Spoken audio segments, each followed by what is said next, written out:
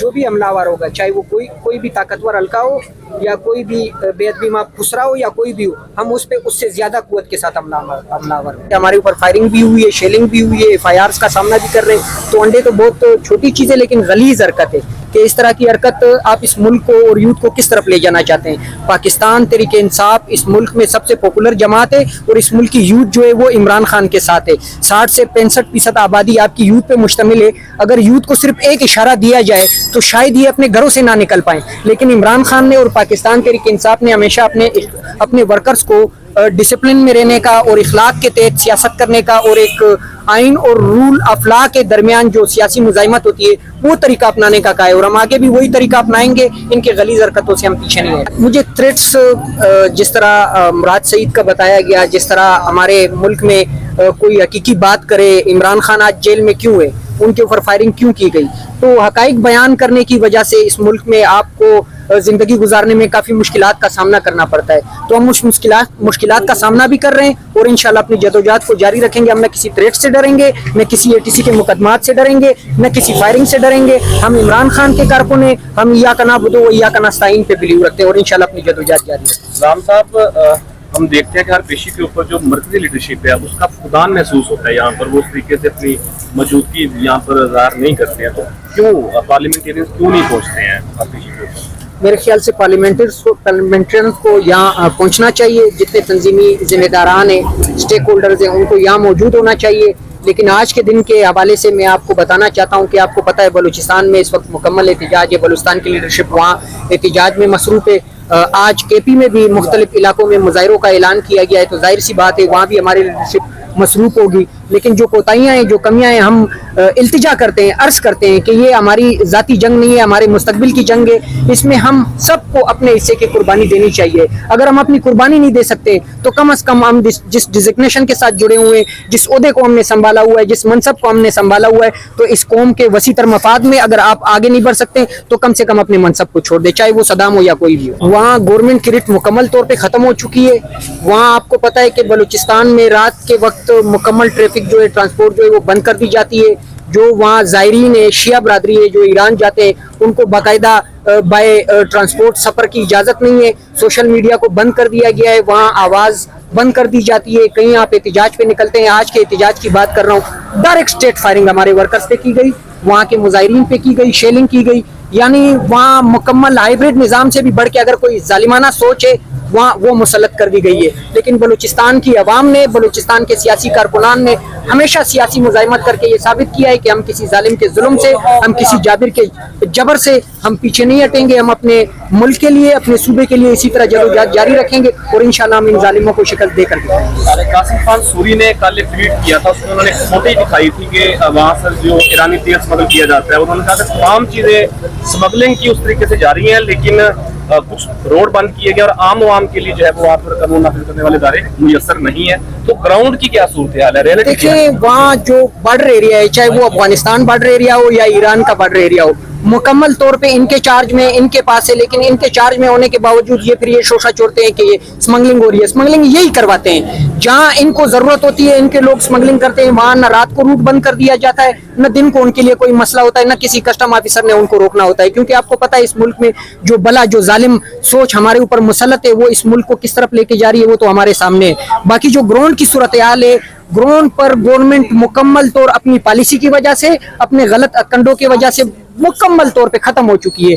وہاں ریٹ اس وقت گورنمنٹ کی موجود نہیں ہے، اس وجہ سے موجود نہیں ہے کیونکہ وہ اعتماد کھو چکی ہے۔ وہاں کوئی استحکام نہیں ہے۔ جو اس وقت اسمبلی میں بیٹھے ہوئے لوگ ہیں وہ تمام فارم 47 پہ، جس طرح پاکستان کے مختلف حصوں میں جس طرح پنڈی کے کمشنر نے بتایا تھا کہ ہم نے لاکھ کے لیڈ کو شکست میں تبدیل کیا، وہاں بھی یہی سب کچھ کیا گیا ہے۔ میں آپ کو وہاں کے وزیر اعلیٰ کی مثال دیتا ہوں، سرفراز کی۔ سرفراز نگراں سیٹ اپ میں وزیر داخلہ بھی تھے، اس سے پہلے سینیٹر بھی تھے، اب وہ وزیر اعلیٰ بھی بن گئے۔ یہ میرے قومی اسمبلی کے حلقے میں آتے ہیں، انہیں 253 میں ڈسٹرکٹ ڈیرہ بگٹی کے سیٹ سے انہوں نے الیکشن لڑا ہے۔ میں اللہ پاک کی قسم لے کے حاضر ناظر ہو کے یہ کہتا ہوں کہ وہ شکست کھا چکے ہیں۔ جب آپ ایک سی ایم کو، جو شکست خوردہ سی ایم ہے، تو وہ عوامی مسائل کو کس طرح سمجھیں گے، یا انہیں عوام کے مسائل کو حل کرنے کی کیا ضرورت ہوگی؟ کیونکہ انہیں پتا ہے کہ میں ووٹ کے ذریعے تو آیا نہیں ہوں، میں تو کسی طاقت کے ذریعے آیا ہوں، میں تو نالے کے اس پار کے لوگوں کے کندھوں پہ آیا ہوں، تو وہ انہی کی بات مانیں گے اور ان کی بات جنہوں نے مانی ہے लियाकत अली खान से लेके आज के दिन तक हमने उसमें नुकसान ही किया है। मुल्क रूल ऑफ लॉ से बनते हैं, मुल्क रूल ऑफ लॉ से बढ़ते हैं। जब तक रूल ऑफ लॉ की हुक्मरानी नहीं होगी, जब तक सियासी जो एक फैसला होता है, जो कौम करती है, जो स्टेब्लिश करती है, जिस तरह 8 फरवरी का इलेक्शन था, जब तक हम इस तरह के फैसलों को तस्लीम नहीं करेंगे तो हमारा मुल्क इसी सूरत हाल का सामना करेगा, बल्कि इससे ज्यादा तंजली की तरफ हम जा सकते हैं। एक आखिरी सवाल ये बताइएगा कि 26 नवंबर के एहतजाज की कॉल में आपने भरपूर तरीके से हिंदुस्तान से काफिला भी लेके आए, नुमाइंदगी भी की, लेकिन 26 नवंबर को जो हुआ अनफॉर्चुनेटली, उसके बाद अगर दोबारा को कॉल इस तरह की आती है तो क्या आप और बलूचिस्तान के कारकुन मुकम्मल तौर पर तैयार हैं? मैं पाकिस्तान तहरीक इंसाफ का वो वर्कर हूँ। जब पाकिस्तान में 9 मई का ड्रामा हमारे ऊपर रचाया गया, हमारे साथ साजिश की गई, उसके बाद पूरे पाकिस्तान में पहला वर्कर मैं था जिसने बलूचिस्तान में वर्कर कन्वेंशन का इनेकाद किया जिला अरनाई में। 26 नवंबर के बाद भी पहला वर्कर मैं ही हूँ जिसने पाकिस्तान तहरीक इंसाफ के प्लेटफॉर्म से डिस्ट्रिक्ट अरनाई में पहला वर्कर कन्वेंशन मुनक्किद किया। यानी कहने का मकसद ये कि हमें इमरान खान ने हर मुश्किल हालात में जदोजहद करने का बताया है, हमें उसने अमलन ये साबित करके दिखाया है कि कोई भी मुश्किल हालात हो। मैं एक मिसाल नौजवानों को देना चाहता हूँ कि अल्लाह पाक ने मौत का वक्त मुकर्रर किया है, इसलिए किसी फिरौन से ना डरे। फिरौन जो है बेअदबी माप में एक गलत लफ्ज इस्तेमाल कर रहा हूँ, कुत्ते को कुत्ता ही समझना चाहिए, उससे डरना नहीं चाहिए। सदाम साहब ये बताइएगा, आप अलीमा खान पे हुए अंडे वाले हमले को कैसे देखते हैं? ये किसने कराया, आपको क्या लगता है? इस मुल्क में साजिश करवाने वाले, खुसरो से हमला करवाने वाले, मैंडेट चोरी करवाने वाले, फातिमा जिन्ना को कौम के सामने जिस तरह तकलीफ इन्होंने दी, जिस तरह कायदे आज़म के एम्बुलेंस को बंद किया गया, जिस तरह उसके साथ जुल्म किया गया, वो वाजे कि ये कौन कर रहा है। ये आपके ऊपर इस वक्त एक इम्पोर्टेड पॉलिसी मुसल्लत की गई है।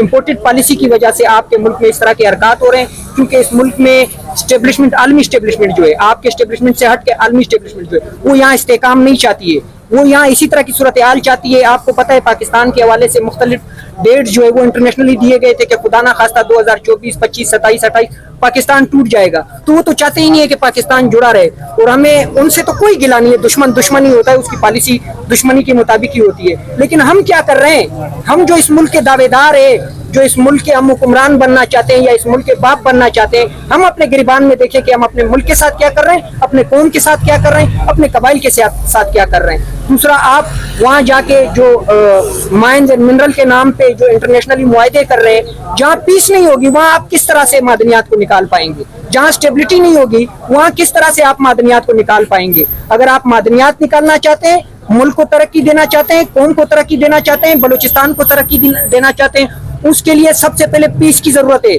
उसके बाद पीस के बाद स्टेबिलिटी आपके पास आनी है, स्टेबिलिटी के बाद आपके पास जस्टिस आनी है। जब तक ये 3 पिलर आप आवाम को नहीं देंगे ना, तो तब तक आप कोई जो मिनरल है वो हमारे आप नहीं ले जा सकते हैं। हम हर जदोजहद के लिए तैयार हैं। तकरीरें बड़ी जज्बाती होती हैं, आप बड़े जज्बाती रहनुमा भी कहा जा सकता है, आपको मेंबर भी कहा जा सकता है, आपको कारकुन भी कहा जा सकता है पीटीआई के।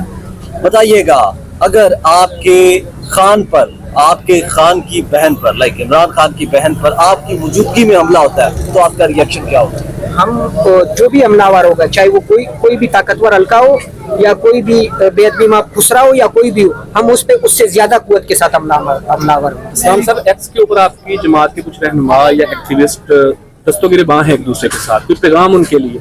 उनसे यही इल्तिजा है कि ये कौमी जंग है, इस कौमी जंग को हम अपने छोटे छोटे इख्तिलाफात की वजह से नुकसान पहुंचा रहे हैं। तो कौम के वसीतर मफाद में आप सबसे अपील है कि प्लीज़ खुदारा इमरान खान के लिए, हकीकी आज़ादी के लिए, इस मुल्क के मसाइल के खात्मे के लिए, रूल ऑफ लॉ की हुक्मरानी के लिए 2 कदम पीछे हटें। ये बातें हम अपनी हकीकी आज़ादी हासिल करने के बाद भी कर सकते हैं, अपने लीडर के साथ बैठ के भी कर सकते हैं और अपने तंजीम में भी बैठ के कर सकते हैं।